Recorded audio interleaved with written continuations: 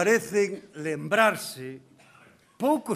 lembrarse que dende o ano 2000 ou 2004 gobernou o Partido Popular e o señor Aznar con maioría absoluta en Madrid. Poucos poden lembrarse ou poucos parecen lembrarse, e eu, e seguro que todos e todas vos, lembradevos ben. Eu, porque fui un senador en Madrid neses 4 anos. E podo vos asegurar que daquela, con todas as barbaridades que facía Aznar, a oposición española calaba e otorgaba. Non había valor para oporse a aquel poder absoluto. Presentaba Aznar leixes claramente antidemocráticas e baixaban a cabeza e mesmo as apoiaban. Quen foi o primeiro en plantarlle cara a Aznar? Quenes foron os primeiros en contestar aquel poder absolutista?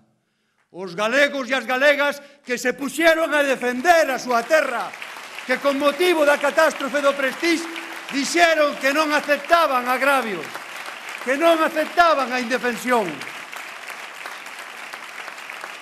E por eso, fai 4 anos agora, os nacionalistas galegos contribuímos decisivamente a que Rajoy perdera as eleccións.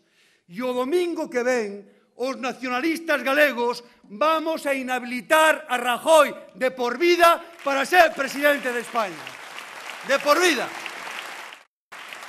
Que non quede ninguén na casa. Temos moi poucos días para falar con todo o mundo, para decirlles que nesta ocasión non se trata tanto de votar o BNG como de defender a Galiza, que Galiza ten que estar presente. Xa conseguimos derrotar o PP, agora o que compre é que Galiza conte, que Galiza sexa decisiva. E iso só se consigue cunha votación masiva polo BNG. Ninguén pode ter disculpa. Non vale ningunha excusa, non vale quedarse na casa. Non é o momento de traicionar o país. Agora é o momento, máis que nunca, de estar con Galiza.